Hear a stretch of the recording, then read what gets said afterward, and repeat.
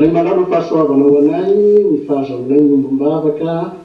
na dia samy eny amitokantrano samy manany azy ay izahay miray fo miray saina miray fanahy satria fantatray fa eo anilanay foana ilay minay mivavaka misaotra anao zay tompo satria azonay mipetraka ampelantananao ny fanahinay rehetra reto vahoakanao reto izay any tokantrano any dia ao ny fahasalama tsara ao ny mbola tonontonony ao ny manasy ary ao koa ny mitsabo miravy ny tananao mahery tompo momba ny vahoakanao manoditinao izany ary aza mahasaraka na mahafoy ireo zay mbola any amin'ny hopitaly ianao aza mahasaraka na mahafoy amin'ireo zay mbola miady amin'ny aretina angamba fa ny fanondrinay dia mba ho sitrana somatsara zay mbola rehetrareny fitambavaka amin'ny firenenay tompo ao anatin'ny fahantrana sy mbola rahonany izao otrikaretina izao aza mahafoy malagasy ianao tompo aza mahafoy ny mpino sy ny olonao rehetrany ianao Andriamanitra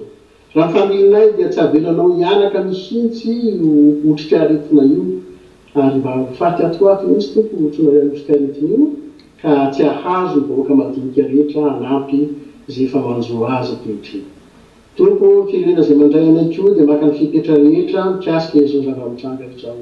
ka dia miantso anao zay amin'ny fahendrena azy anao tompo miantso anao zay tompo mbahomba ny tsirairay amin'ireo zay manao ny sy zavatra manaraka akaiky fizotran'izao fitokana monina izao mba hahasoan'ny frantsay Andriamanitra mitondram-bavaka koa ny mpitsabo rehetra sy manodidina azy ambara tonga samihafa amin'ny fitsaboana dia angatanay fitahina feno avy aminao angatanay hery avy aminao izy ireo satria mihoatra ny tokony atao no ataony ary indraindray aza misy tratra kanefa mangavo zay tompo mba tsisy tratra ny otrikaretina intsony no mpitsabo ireo ary mba hanana fanantenana tahaka anay izy ireo fa momba ihany koa ianao amin'ny fikaroana rehetra any amin'izay rehetra firenena manao izany ka hifarana tsy ela izao fitokana monina izao isy mifasitrana tanteraka ao aminao dia tonoana amin'ny anaran'i Jesosy izany bavaka izany tompo sady isaoranay amen.